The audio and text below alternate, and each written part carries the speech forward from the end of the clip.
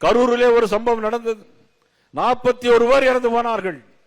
தமிழகத்துடைய வெற்றி கழகத்துடைய தலைவர் வருகிறார், 12 மணிக்கு வருகிறேன் என்று சொல்லிவிட்டு 7 மணிக்கு வருகிறார். ஆனால் நடந்தது என்ன? அங்கு 41 பேர் இறந்து போனார்கள்.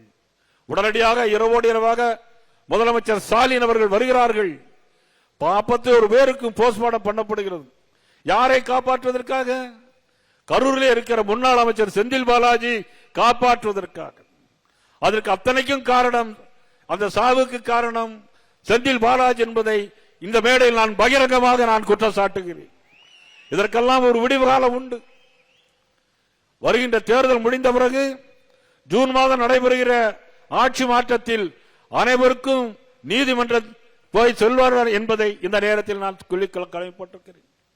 கள்ளச்சாராயத்தில் கள்ளக்குறிச்சியில் 65 பேர் இறந்து போனார்கள். திமுகவை சேர்ந்தவர்கள் அங்கே குற்றவாளிகளாக இருக்கிறார்கள். விழுப்புரத்திலே 17 பேர் இறந்து போனார்கள். கள்ளச்சாராயம், போதைப் பொருட்கள், எங்கு பார்த்தாலும் போதைப் பொருட்கள், பள்ளிக்கூட வாசலிலே போதைப் பொருட்கள், ஆசிரியர்களே போதைப் போட்டுக் கொண்டு போகிறார்கள், மாணவர்கள் போதை போட்டுக் கொண்டு ஆசிரியர்களை தாக்குகிறார்கள்.